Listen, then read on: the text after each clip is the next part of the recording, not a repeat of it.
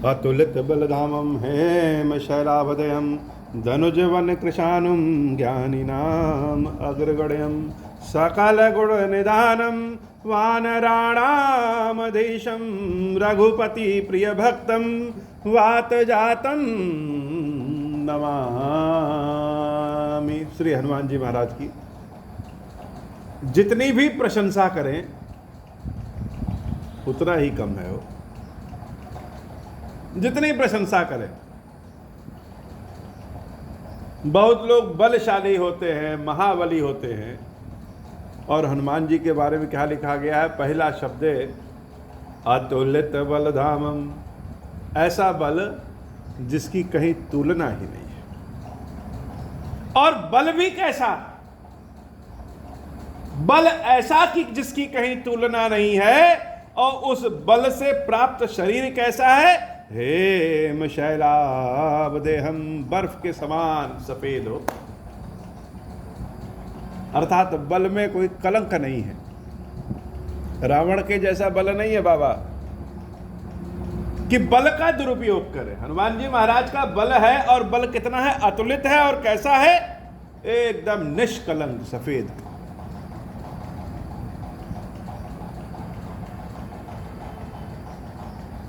और वो बल क्या करता है? धनुजवन कृशानुम, बुराइयों का नाश करता है। वैसे तो तमाम अर्थ लगाए जाते हो। राक्षसों का नाश हनुमान जी महाराज निश्चित रूप से करते हैं, लेकिन सिर्फ बाहरी नहीं, भीतरी राक्षसों का भी हनुमान जी महाराज नाश करते हैं। अब कथा जो हनुमान जी की है वो तो है, लेकिन आज के परिप्रेक्ष्य में कथा का सारा रूप भी अगर समझेंगे, यह हमारा जो मन है, यह मन बड़ा चंचल है। इसके चित्त में चंचलता बहुत है, एक जगह टिकता नहीं है, बानर की भांति इधर उधर करता रहता है। और यह अपनी शक्ति को जानता नहीं है कि हम कितने शक्तिशाली हैं। और जिसलिए यह बना है, मन से ही मनुष्य है। और मन बना क्यों है? हृदय में रमा रहे, हृदय में जहां भगवान का निवास है। तो अगर मन में राम का वास हो जाए, भक्ति का वास हो जाए, यह मन अतुलित बलधाम में हो जाता हो, अतुलनीय बल हो जाता है। और भक्ति की शक्ति के बाद जब यह काम करता है तो इसकी कांति बर्फ के समान सफेद निष्कलंक हो जाती है। मन मजबूत होगा तो मन के जितने राक्षस हैं जो डामाडोल करते हैं, इधर उधर जीव को भटकाते हैं, सबका नाश हो जाएगा। सबका नाश हो जाएगा। जिसने मन को अपने स्थिर कर लिया, जिस मनुष्य ने मन को अपने वश में कर लिया, असली अर्थों में वही मनुष्य है। हम मन के वश में हो जाते हैं, और हनुमान जी महाराज के वश में उनका मन है। और जब बुराइयों का नाश कर देंगे तो क्या बचेगा? अगर हम घर से गंदगी हटा दें तो घर में हमारे केवल साफ ही रहेगा, और सफाई ही रहेगी, स्वच्छता रहेगी। तो मन में से जब गंदगी समाप्त हो जाएगी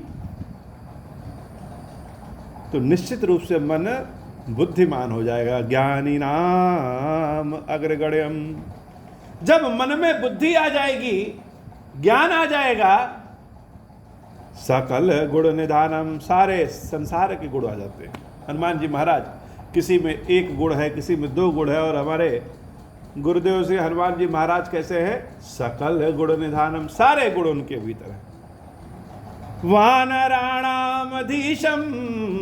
रघुपति प्रिय भक्तम वात जातम नमामि। और सबसे बड़ा जो गुण है, वैसे तो एक लाइन में लिख दिया गया सकल गुण निधानम, लेकिन जो एक विशेष गुण है, वह कौन सा विशेष गुण है? रघुपति प्रिय भक्तम, रघुनाथ जी के सबसे प्रिय भक्त है वात जातम नमामि। ऐसे हनुमान जी महाराज को बारंबार मेरा प्रणाम।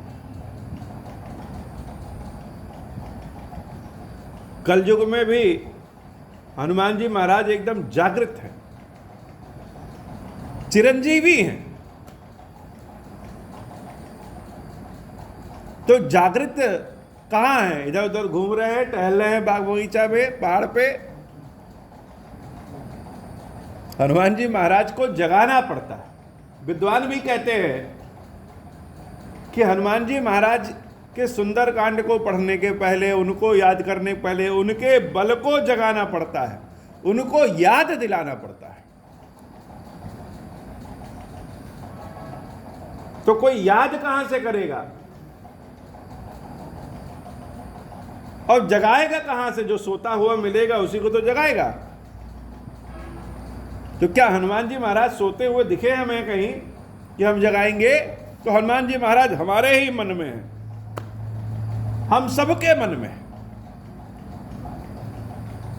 और उस मन के हनुमान जी महाराज को जगाना पड़ता है। और एक बार जब बजरंगबली जग जाते हैं तो संसार का कोई काम असंभव नहीं होता है।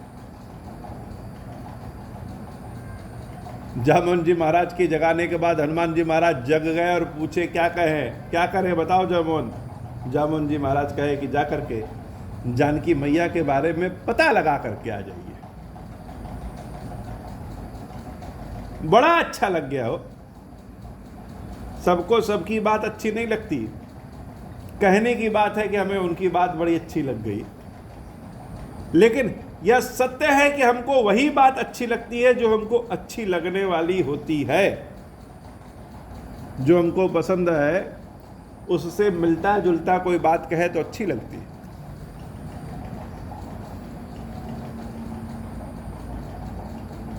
और जो पसंद नहीं है उसकी चाहे जितना भी गुणगान करिए अच्छी है नहीं लगेगी। तो हनुमान जी महाराज को पसंद क्या है? राम नाम हो, राम जी का काम, राम जी का नाम, राम जी के बारे में सुनना और सुनाना, यही एक काम है। और जामुन जी महाराज ने वही कहा। हनुमान जी महाराज को अच्छा लग गया और हनुमान जी महाराज कहे जामवंत के बचन सुहाए, सुनि हनुमंत हृदय अति भाए। किसी किसी की बातें बड़ी अच्छी लगने लगती है।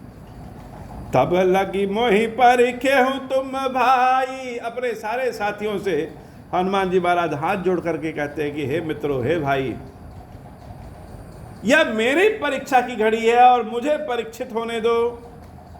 तब तक तुम लोग यहीं पर रहना, सही दुख सह करके, कंद मूल फल इत्यादि खा करके जिस भी प्रकार से रहना होगा इसी तट पे रहना। कब तक? जब तक कि हम जानकी मैया के बारे में पता लगा के वापस ना आ जाए।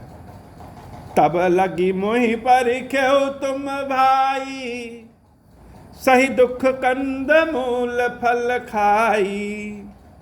जब लगी आवऊ सीत ही देखी। और जब तक जानकी मैया को हम देख करके ना आ जाए, उनके बारे में पता लगा के ना आ जाए, तब तक जाना नहीं। तो इसकी क्या गारंटी है कि हम जा रहे हैं तो जानकी की मैया के बारे में पता लगा करके ही आएंगे। तो हनुमान जी महाराज को ज्ञानी नाम अग्रगण्य हम कहते हैं। क्यों कहते हो? उनके हर कार्य के पीछे एक तर्क होता है।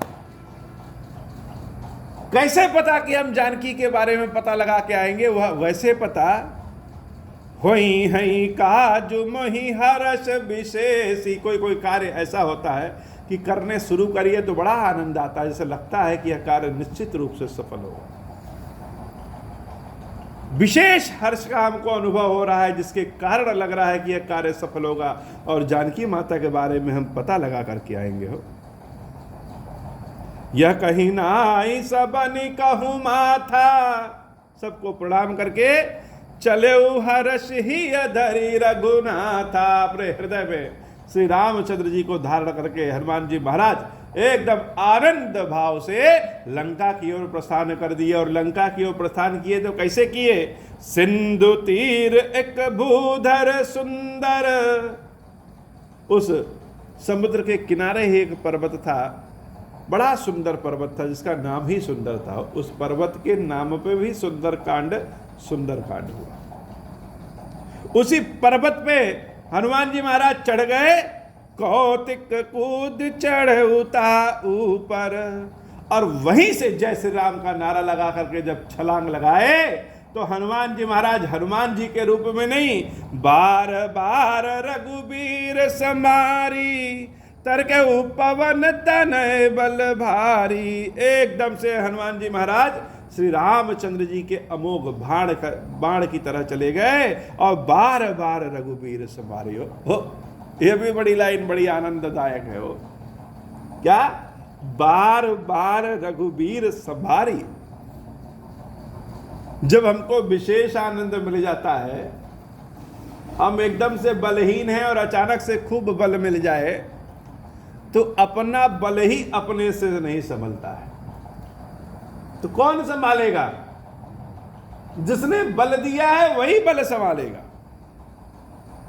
जैसे किसी बच्चे को साइकिल चलाना सिखाइए तो पीछे थोड़ा सा पकड़ के उसको ढकेल देंगे, वो चलाने लगेगा, और जब लगे गिरने वाला जाकर के पकड़ लेंगे, सहारा दे देंगे। वो हनुमान जी महाराज के पास जानकी मैया को ढूंढने का जो काम मिला है, उसके कारण इतना बल मिल गया कि वह बल खुद से नहीं संभाले जा रहा है, आनंद में है इतना। कौन संभाला? स्वयं रामचंद्र जी उस बल को संभाले। बार बार रघुबीर संभारी, तरके उपवन तनय बल भारी। और बड़े वेग से हनुमान जी महाराज उठते हैं। जहि गिरि चरण देई हनुमंता, चलो सुगा पाताल तुरंता। इतनी तेजी से उछलते हैं कि जिस पर्वत पर उन्होंने पैर रखा था वह पर्वत सीधे पहाड़ में चला गया।